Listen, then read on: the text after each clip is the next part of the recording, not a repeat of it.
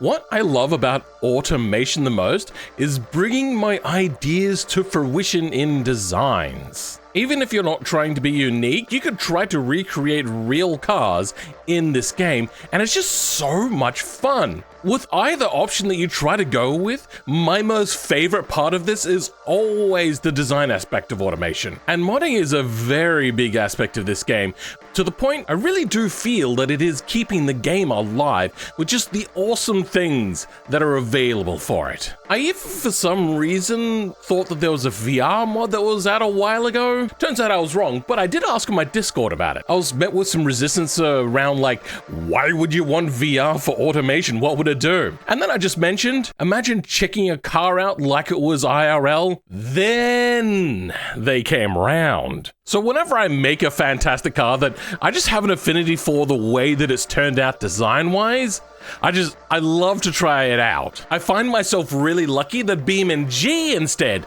has been the one to implement a VR mode. Now, I'm gonna be honest, I have actually done this video once before, like months ago, and the recording stuffed up, and I didn't want to record that one again because that losing a recording is brutal. But the other day I made this car and I love it. It looks so good, or at least in my opinion. Some people have said that it's a cross between like a TVR and a BMW, but then I remembered that I was actually looking at the Vader kit car recently, and okay, I may have accidentally borrowed that side scope, but I wanted to show you guys just how cool it is to bring your thing that you've made into VR. So we've exported it, and then I have to remember how to launch BeamNG in VR. We got some settings in here.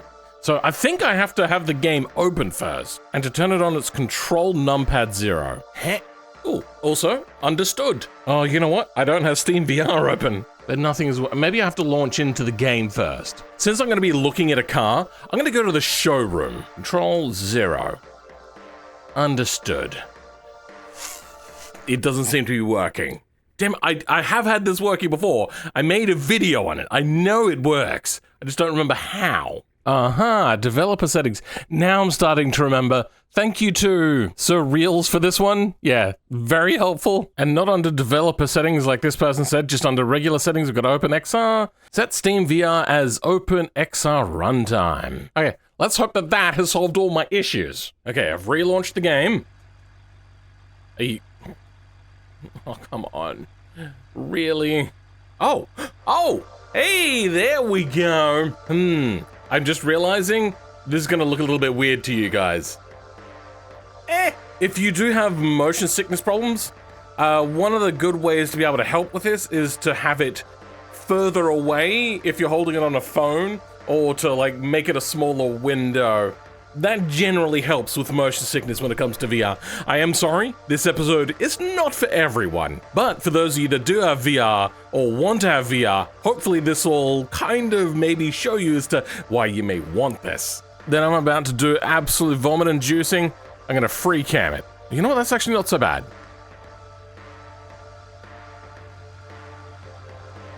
And yep, that is proper VR. Nice. Oh, that's weird. Here it's showing like on the window, I can see that it's just showing just the cars. But if I go onto my headset, I'm in the normal VR world, but overlaid like right there is the screen. That's pretty cool. Then let's bring out our car. And that's pretty epic. Oh yeah, you know what? I also remembered, I cannot move the camera on this axis at all, because then the world will start to go all topsy-turvy. Turn horizontally. Don't want to get sick. Oh. Bro. Absolutely, you probably can't hear me, can you? Let me bring this microphone down. Oh. Now, there is quite a bit of tuck here on this wheel well. But that's gorgeous. That is fantastic. I am losing my balance a little bit. But this car is tiny. I didn't realize how small I'd made this. That's hilarious. That's pretty cool. That wheel haunch? Oh, that is good. Now, don't question my choice of wheels, all right? You don't need to. And then if we just have like a bit of a look inside, that looks like a lot of fun. That is so cool. And I've got the automation thingy, which allows me to turn the steering wheel. Oh yeah, that's gonna be pretty epic. This is sick. Just being able to, like, it's so real right now. It's also so incredibly tiny. Like, I'm looking down upon the roof. That is a small car. Well, I suppose the next step, bruh, is to give this thing a bit of a drive. So, let's open up a map. And for maximum immersion, I've got myself my sim rig set up. Get comfortable, and away we... Okay, well, my pedals are not working. Steering wheel's working. Oh, no. That is working. That's a lot of burnout. I can't even remember what engine I put in this. I built this like a week ago. Oh, I never noticed how much verticality was here. Even the last time I did this in VR, I didn't realize how much verticality there was. That's unusual. Oh, we've also got a mirror that's working. Just sitting in this thing is pretty darn cool. Let's have a look from third person. Oh, that's the wrong oh, I don't remember how to reset the camera. Nope, that's the wrong, nope. There we go. Okay, now we can watch the car from third person. That's pretty cool. Being able to see this car, oh, hello, frame rate. Oh my god, the frame rate is atrocious. It doesn't like, you know what it is? I think it's the old problem that BeamNG has had, where the taillights act all funny. Oh, that is gorgeous. Why is the brake flickering on? That's weird. This is not like the right angle to be looking at a car from, but it looks pretty cool. That's so good. It's also, I can't get over how small this car is. I never realized. I suppose that's what looking at a car in real life or in VR actually does. All right, let's give it a bit of a push around this track at the moment. Not much of an aero car. It is very, very basic. Whoa, hello. Oh, that's a lot of shaking. That's a lot of shaking just then. I wonder if the shaking is being fed into the headset or...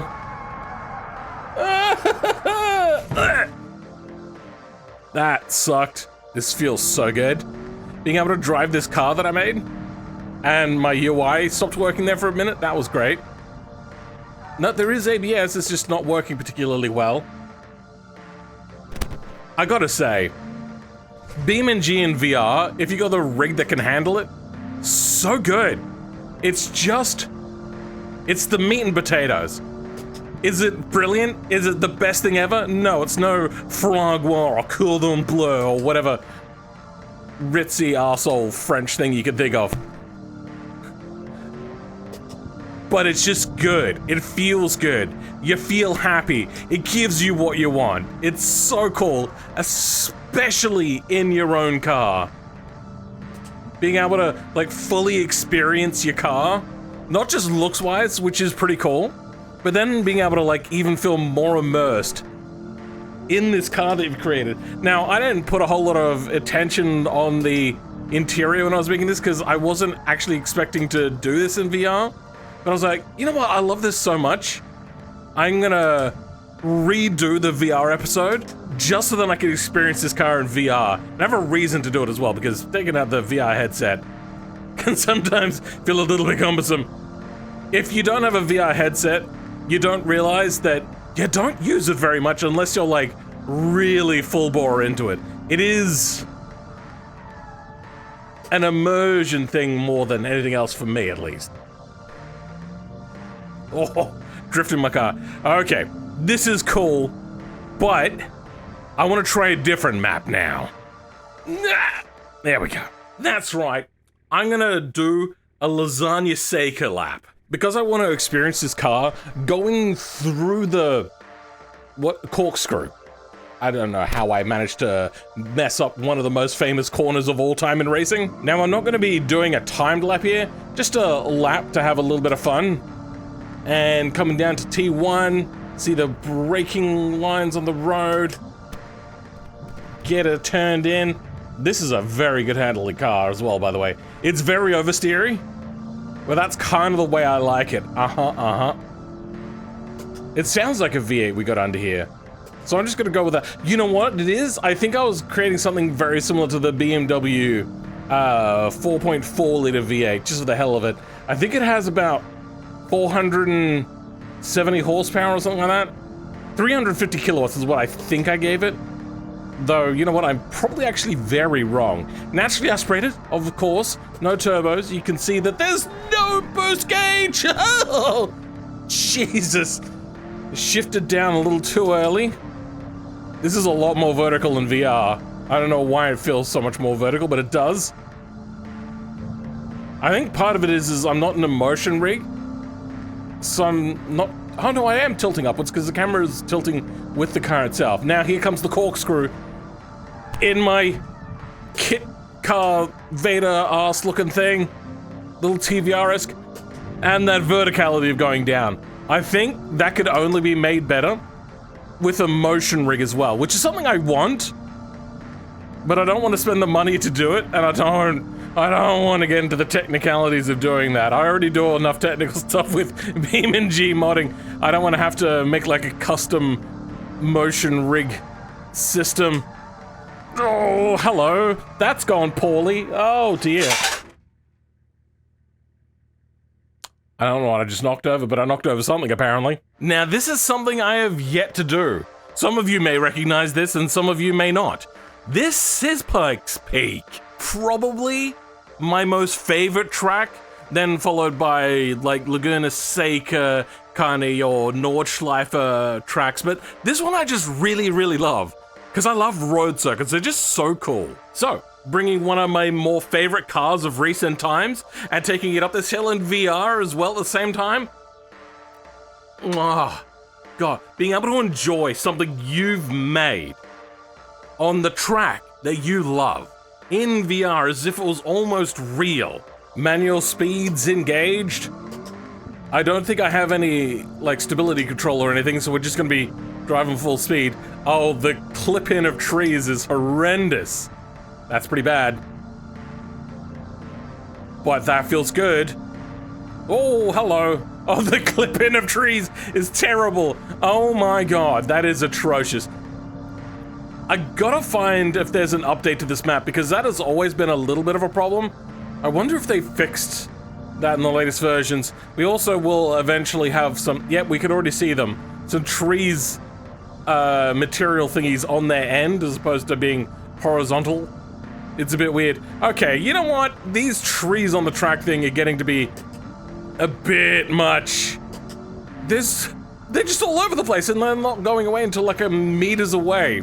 Maybe that's a Vulcan thing, because I've seen it, but it's never been this bad. But I don't care. Favorite track, favorite car at the moment. I'm gonna be pushing it around. Oh, slip angle. Oh, that felt so good. Getting, oh, I feel sick after that. That's making me not feel so good. The stutters. Normally, not great. In VR, terrible. Absolutely horrifically bad. Usually I'm like right on the edge of what I can do when I'm racing on Pikes Peak in this game. But I feel so much more stable now, even taking into the fact that this car is a lot of power, not a lot of grip. Oh, that feels good. That was fun. Yes! Okay. You know what? I might actually go back and do a timed lap of Laguna Seca. I kinda want to see how I do. This is just gorgeous. Oh, wait. I said Laguna Seca. No, what I meant was the Devil's Playground. My brain failed me. I'm sorry. Okay, so this is the part of the track which I should know best, so I should be able to do a fairly decent job. I will compare it against my older times from back in the day of when I used to do this all the time. It's not going to be a great time because this is really a road car made for like, I think 2008? I don't really remember. I'll put this up on the repository. You guys can try it out. It's just an automation car. It's nothing too special. It's very middle of the road, high performance coupe sort of thing. Oh, those rear tires love to lock up a lot. Oh my god, that felt so good. I don't know if that was actually possible. Most likely not. But it sure did feel good. Oh, that's not good. Oh, okay, we're gonna have to start again. Which button do I press? That one. This time, I'm gonna brake. Okay.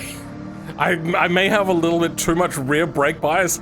I may fix that little bit of a tuning oopsie-daisy before I make this public. But it still handles pretty well, even with that. But then again, I am in a sim rig, and being in a sim rig is very different from racing with a controller, if that's what you're using. Oh, that would have been a sick drift to watch from outside. Hopefully the editor has that one there so you guys could see how cool that was. It was also cool inside, so it was kind of like cool both ways. Okay, well that's no good. Keep it as balanced as I can. And then I could judge the braking distances so easily. Even though the brake bias is like incredibly to rearward, that is going to change. I am going to fix that before I make this public, because that is too much rear brake bias. Hey, hello. Okay, here we go. Changing every gear and lift a little bit of oversteer because of that, and across the line. Okay, yeah, that's not a fast time at all. That's actually abysmally slow.